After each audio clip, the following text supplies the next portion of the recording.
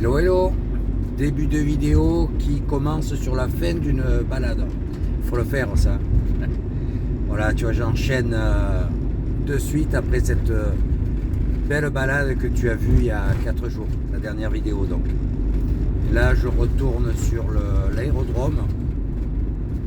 Il est 16h22, donc on va dire que j'arrive à 16h25.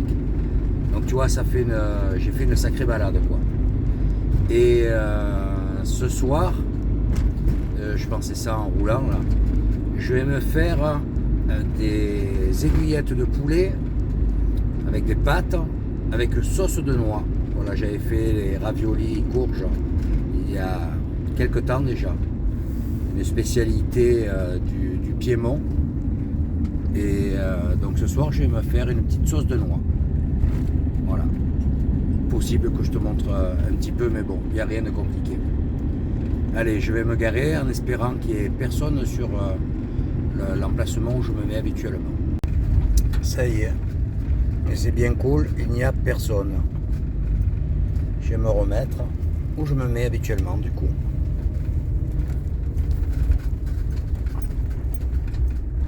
Tu vois, ah tiens, il y a des bottes de paille, il y a dû avoir quelque chose. Voilà, regarde. On n'est pas bien là.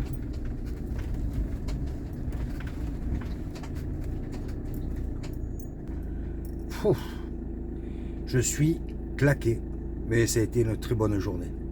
Allez, je te dis à plus tard. Voilà, douche prise. Et tu vois, celle-là, j'ai des noix, voilà, elle a l'air bonne, que j'avais acheté quand j'étais encore sur le continent, tu vois. Noix de Grenoble. J'avais pris ça chez Lidl. Donc tu vois, j'ai déjà dépioté quelques noix. Donc j'ai toujours pas le casse-noix, bien entendu. Hein. Celle-là, elle est plus bonne. Donc je prends le couteau pour les huîtres. Ben écoute, ça marche très bien. Pour l'instant, j'ai toujours mes 10 doigts. Donc c'est déjà pas mal. Donc tu vois, là, je vais dépioter les noix. J'ai ciselé oignon. Bon, normalement, on met pas d'oignon hein, dans la sauce de noix. Moi, c'est parce que j'aime l'oignon. Et voilà, ça rajoute un peu. Par contre, question épices, hein, je n'en mets pas pour pas dénaturer le goût de la noix. Donc, je vais mettre sel, poivre, de la crème fraîche. Je vais mixer les noix. Voilà, tu vois, ça se casse assez facilement. Là, j'en ai assez. Hein. Je vais pas en faire trop. Je veux pas que la sauce soit trop épaisse non plus. Voilà. Là, j'en ai assez. Ça, je vais les mixer. Je vais rajouter la crème fraîche par la suite. De l'eau de cuisson des pâtes. Ça fera un bon liant et ça me fera une sauce bien épaisse. Je te montre ça tout à l'heure. Voilà. Donc, j'ai mixé. Sans essayer de faire trop fin. Tu vois, je garde un peu des morceaux. Ça reste un peu brut. Alors, tu vas me dire, sortir tout ce matériel pour mixer une quinzaine de noix, une dizaine de noix. C'est vrai. Ça fait un peu de vaisselle après. On va essayer de ne pas se couper le doigt quand même, parce que ça coupe bien ça. Voilà. Donc tu vois, c'est haché, je ne sais pas si tu t'en rends compte. C'est gras, donc je ne vais pas rajouter d'huile ni quoi que ce soit par contre. Bon, à présent, je fais suer mon petit oignon. Donc là, ça va être...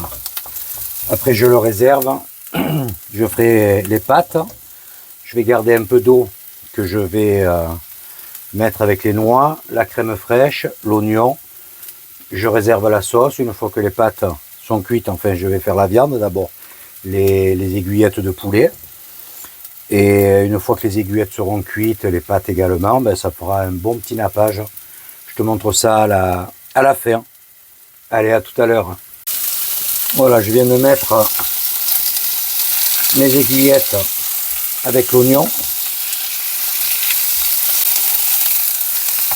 Voilà, j'en ai mis 7, ça me fait quoi?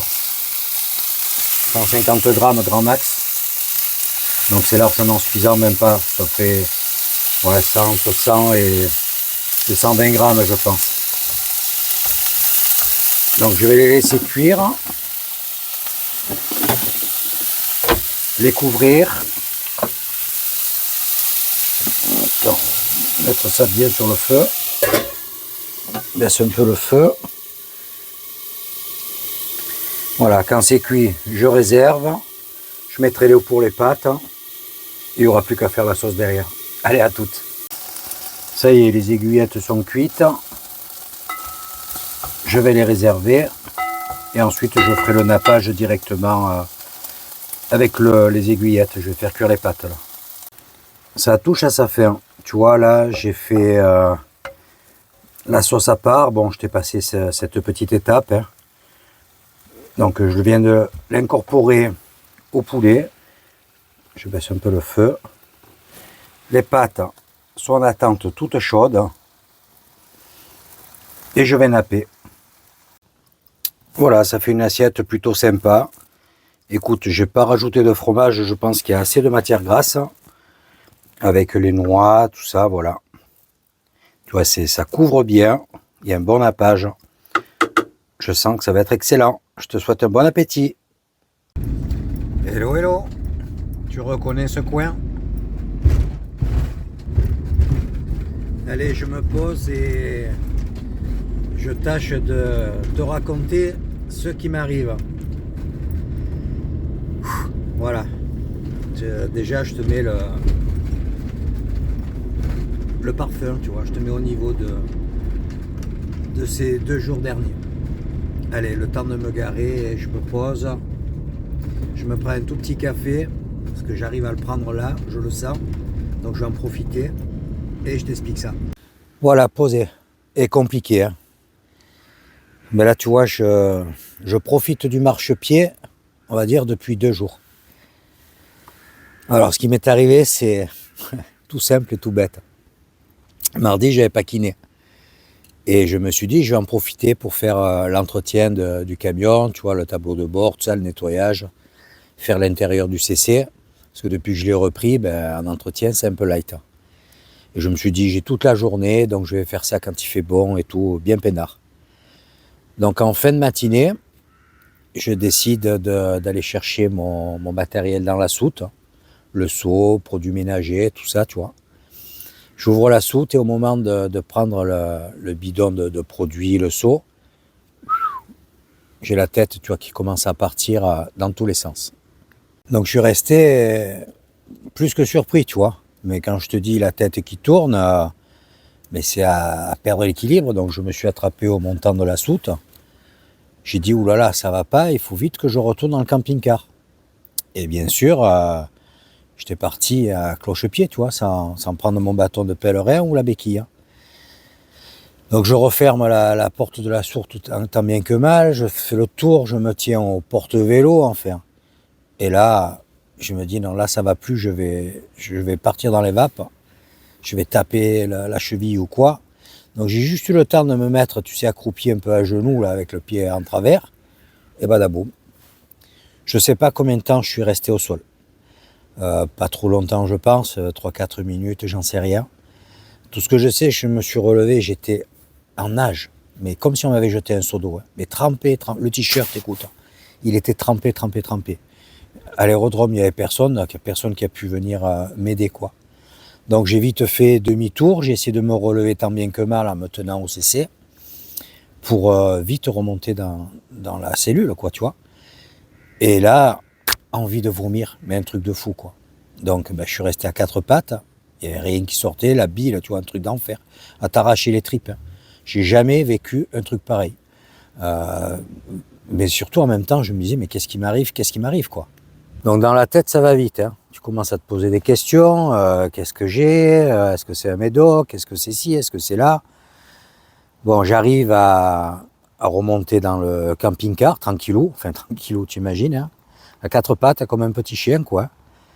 Et là, tu te dis, pétard, mais c'est bien l'e-centrale 1000 € quand même. Hein. On va essayer de monter. Donc, je me tire comme je peux sur le lit et... Dès que j'ouvrais les yeux, en fait, j'avais tout qui tournait et les nausées. Dès que je les fermais, ça allait mieux. Donc je reste allongé, les yeux fermés, 1 heure, 2 heures, 3 heures. J'ouvre les yeux, j'avais tout le camping-car en travers. Waouh, là j'ai dit, y a vraiment un gros souci, quoi. Ça va pas, quoi. Il faut que j'appelle un médecin. Donc j'ai pris le téléphone, entre deux bouffées d'oxygène, tu vois, j'ai essayé d'appeler. Non, vous n'êtes pas mon patient, je ne peux pas prendre à distance de ci, de là. Appelez le SAMU et puis on verra vers qui vous oriente. Bon, ok, merci.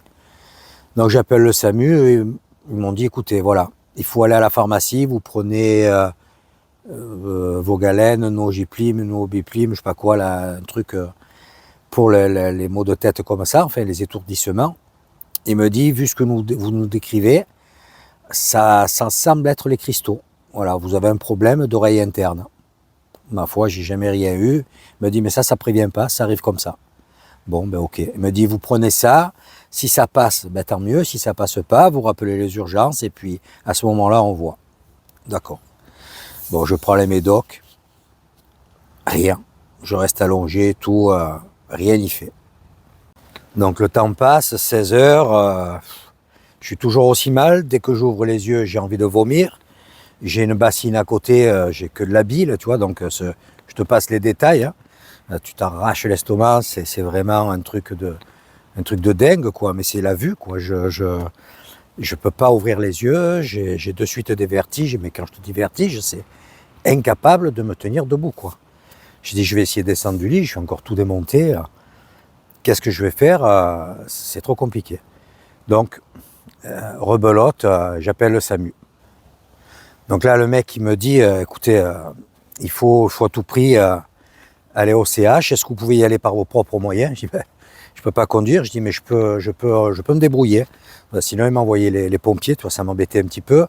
Le camping, bon, même s'il est à l'aérodrome, tu laisses jamais ton véhicule comme ça trop longtemps. Puis je savais pas pour combien de temps je risquais d'en avoir, tu vois. J'ai dit, pouah. Donc j'appelle ma fille. Qui bien sûr, en 2 temps 3 mouvements, est arrivée. Elle m'a dit, mais attends, faut pas rester comme ça, tu fermes le camping-car, je te monte à Corté, et puis on verra par la suite. Donc là, trop mal, tu vois, j'ai fermé le camping-car et direction Corté. Donc 45 minutes de route qui fait que tournicoter comme ça. Peut-être en faisant ça avec le bâton, ça me... Donc je me suis dit, ben pétard, je vais arriver dans un bel état. Mais au moins, ils verront ce que j'ai. Bon, ça n'a pas mis 2 heures, hein. Ils m'ont mis sous perf. Donc comme je te disais, vos galènes de suite, de nouveau. Ils m'ont fait passer un scanner, prise de sang totale. J'ai fait un scanner cérébral. Enfin, ils m'ont fait vraiment la totale. C'est bien parce que maintenant, je sais que j'ai absolument rien nulle part, enfin, à ces endroits-là. Mais j'ai un IRM à passer sous 10 jours quand même par sécurité, quoi. Voilà, donc ça je le ferai quand j'irai mieux, que je pourrai bouger. Mais en attendant, voilà, ça m'a... Et en plus, ils m'ont confirmé que c'était bien un problème ORL, quoi. Ils m'ont dit ça, il faut que vous trouviez un ORL qui vous fasse la manip qu'il faut. Les cachets, ça va un petit peu vous soulager, mais vous ne pouvez pas en prendre. Donc il m'a dit, je vous en donne pour 10 jours, mais j'espère que vous aurez un rendez-vous d'ici là, quoi. Donc ce matin, je me suis levé, 2 jours après, donc... Là, on est mercredi. Ça allait mieux. J'ai dit, tiens, mais trop cassé, tu vois. J'avais appelé la kiné pour vous dire j'ai annulé. Et j'ai dit, bon, mais j'irai jeudi chez le kiné, c'est pas grave. Et le temps de prendre un café et tout, je vais pour sortir sur le marchepied. Je commence à avoir des relents. Et puis d'un coup, je vois tout le panorama qui part à droite, à gauche. J'ai dit, oh pétard, ça recommence. Et ça a mis, mais... même pas une minute. Hein. Le temps de poser la tasse et tout, je me suis senti partir dans tous les sens. Pourtant, j'avais pris les médocs juste avant. Hein. Je me suis rallongé sur le lit, de nouveau les sueurs, mais beaucoup moins fort que la première fois. J'ai dit, putain, c'est reparti pour un tour. Donc j'ai attendu, et le temps d'appeler. Ma fille m'appelle entre-temps, donc je lui explique que je n'étais pas très bien. Ça ne me venait pas bien de parler. Elle m'a dit, il ne faut pas que tu joues au couillon. Dès que Jeff a fini de travailler, il descend chercher le camping-car, tu remontes avec nous et tu restes pas en bas tout seul. J'ai dit, écoute, fais ce que tu peux, puis on verra d'ici là. Donc j'ai laissé passer encore un petit peu de temps, tu vois, et c'est revenu un petit peu à la normale. Et là, j'ai enquillé. Je l'ai appelé, j'ai dit, écoute, ne vous dérangez pas, je me sens mieux. J'ai pas de vertige en ce moment, je vais en profiter. je prends le camion, je remonte en direction d'Aléria. Parce que demain, j'ai un rendez-vous avec un médecin, donc, et j'ai un centre de Borgo qui m'a dit avoir la possibilité de me prendre demain en fin d'après-midi ou vendredi matin très tôt. Donc ça me fera moins de route. Et en cas de, si ça va pas, ben, le médecin me fera un bon de transport et je monterai avec un taxi sur Borgo, parce que là par contre j'ai quand même pas mal de route. Donc logiquement, vendredi, tout ça, ça devrait être réglé. Voilà, donc j'ai refait cette route, c'était pas prévu, tu vois, je stoppe mes soins kinés pour l'instant, j'ai pas le choix. Voilà, c'est... De toute façon, je suis en vrac, donc qu'est-ce que tu veux que je fasse, hein?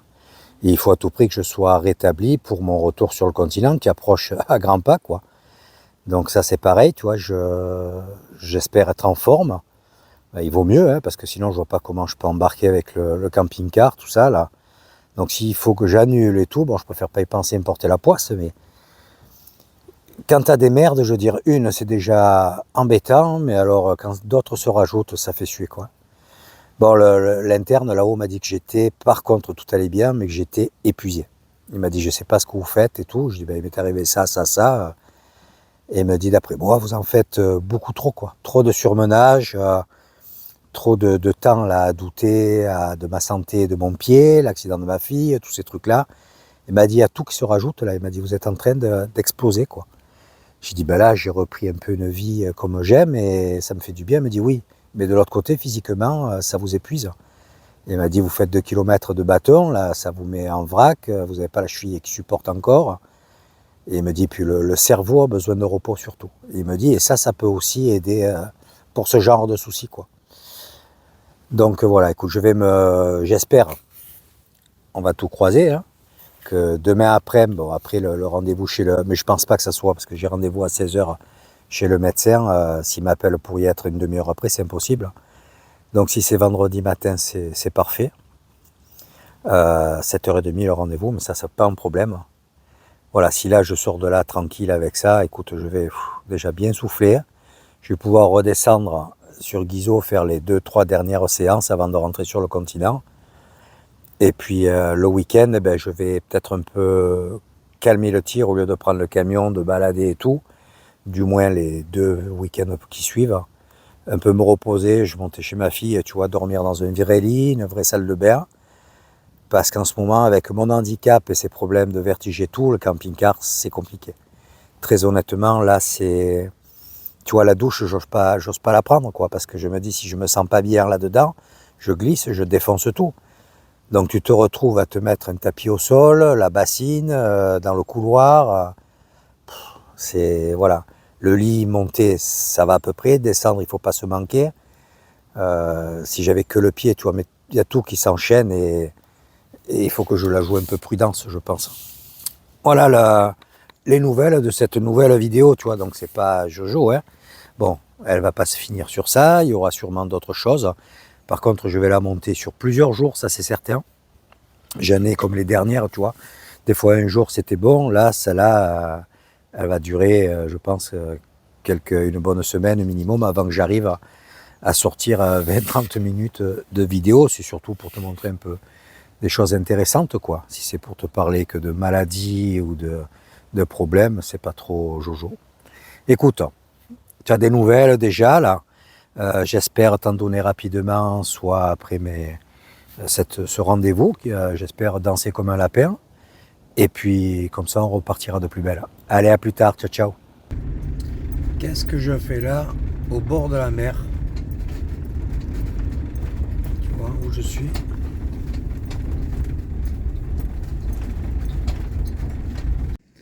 Ouais, c'est vraiment la fin de journée, quoi. J'en ai profité pour me sentir un peu mieux. Là, j'ai pris les médocs avant de partir. J'ai un cabinet sur Borgo qui m'a appelé pour me dire qu'ils avaient une place demain matin. Donc, afin de résoudre ce problème le plus tôt, tu vois, comme je me sentais, j'ai dit je prends le volant de suite tant que je suis en mesure de conduire. Et je me rapproche le plus proche du cabinet, que si des fois demain ça n'allait pas, ben, je peux appeler un taxi ou tu vois, pour qu'on vienne me chercher. Je suis au pied de la Marane, là, je suis sous Borgo, là, un endroit où j'étais déjà venu. Voilà, bon, c'est pas la grosse forme, mais écoute, j'ai pu faire 1 heure de route, là, ce qui est déjà pas mal. Et demain matin, 10h15, rendez-vous. Ensuite, il faut que j'aille voir un toubib, parce que celui que j'avais de prévu, ben, j'ai annulé, parce que j'ai pas le temps de retourner voir le toubib, donc je me suis fait allumer. Il a pas compris que voilà, j'avais une urgence, enfin que les soins ORL c'était plus important que de passer, mais j'ai besoin de l'ordonnance pour le kiné. Donc le kiné m'a dit, vous en ferez une ultérieurement, vous me l'envoyez par mail. Voilà. Et écoute, j'espère que demain, ça sera une bonne journée. Allez, je te souhaite une bonne soirée. Moi là, c'est bientôt l'heure de prendre mon médoc là. Et puis je vais m'allonger, essayer de manger un petit bout pour être le mieux possible demain matin. Allez, ciao ciao. Séance kiné, passage chez le médecin, voilà, tout est terminé. Je suis un tout petit peu mieux, je dois retourner demain matin très tôt à 7h45 parce qu'elle m'a dit que j'avais vraiment les cristaux très très déplacés. Donc elle n'a pas pu tout faire d'un coup. Donc là je retourne me poser sur la Marane. C'est pas très loin, je suis à 5-6 km du centre. J'en profite pour te faire découvrir le départ de l'étang de Bigouille. Tu verras, il y a des flamands. Et puis là où j'ai passé où je vais passer la nuit, où j'ai passé la nuit dernière, à moins que je remonte un petit peu vers l'aéroport, je sais pas, il y a un endroit où je peux me poser, je sais pas. J'ai hâte de me poser, toujours est-il. Bon, j'ai un petit mieux, donc je vais tâcher de faire voler le drone pour te montrer ce joli coin. Allez, à tout de suite. Donc c'est une très très belle route et ici tu as plein de parkings, mais qui malheureusement depuis quelques années ont des barres de hauteur. Donc c'est à 2,10 mètres je crois. Voilà, donc on ne peut vraiment plus se garer. Avant il y avait possibilité, tu vas te mettre là sur la gauche. Il y a des petits sentiers, il y avait de beaux emplacements. Et tu as la mer à portée de fusil, quoi. Plein de trucs comme ça là. Je sais pas si tu as eu le temps de voir.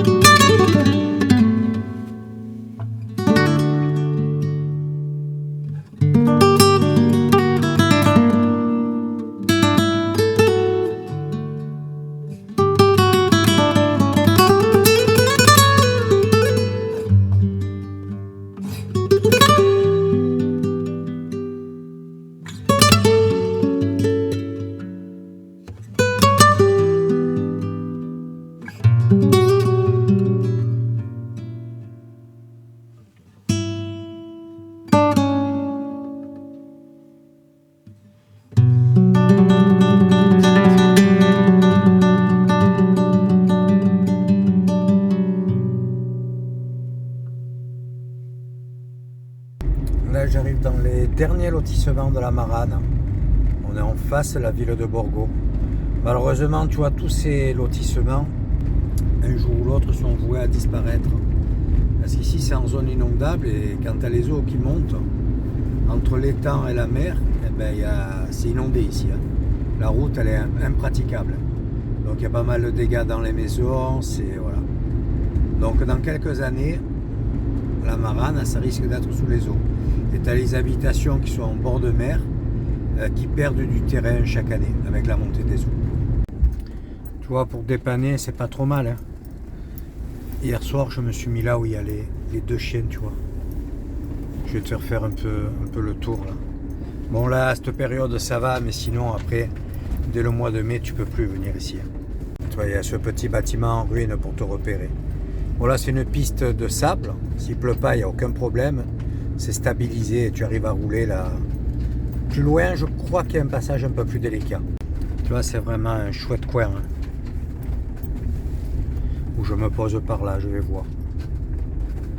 Et puis ça rejoint le lotissement là-bas au bout et tu reprends la nationale.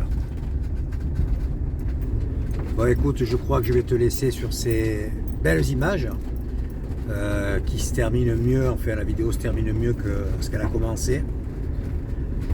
J'espère te reprendre sur la prochaine plus tôt que prévu et en pleine forme. N'hésite pas à mettre un commentaire, un petit pouce, ça fait toujours plaisir. Et n'oublie pas d'activer la cloche pour suivre la prochaine vidéo. Je te dis à bientôt, ciao ciao.